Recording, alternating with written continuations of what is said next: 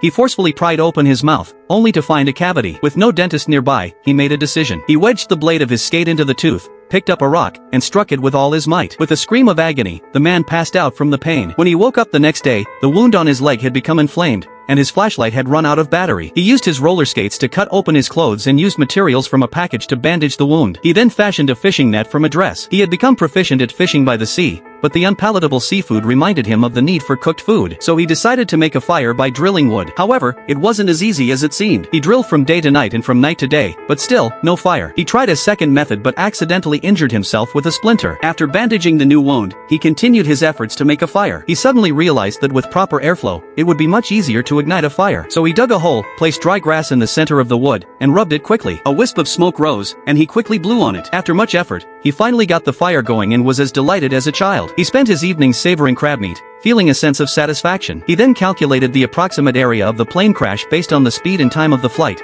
realizing that rescuers would never find him. The man spent 4 years on this deserted island. By then, his face was weather-beaten, and he no longer looked as handsome as before. He had adapted to life on the island. Suddenly, he heard a loud noise outside. He carefully crawled out of the cave to investigate and found a plastic board. He stood the board by the sea, but a gust of wind knocked it over. In that instant, he understood. The plastic board could serve as a sail. He had been recording the best times to leave the island, and he had only half a month to prepare. He quickened his pace, weaving ropes from tree bark on the island. The ropes were still not enough, and the ball seemed to urge him on. He said he knew where to find more ropes. A year earlier, he had prepared a rope to end his life, but now that same rope became his hope for escape. Everything was ready. The man carved his name into the rock wall and then boarded the raft. For 4 years, he had dreamed of going home every day, and this was a huge test for him. As the waves approached, he quickly raised the sail, using the power of the waves to push him forward. He looked back at the island with excitement, but also with a sense of reluctance. As the island gradually faded from view, he stored large amounts of rainwater and sustained himself by fishing. A sudden storm at sea blew away his sail, and he curled up,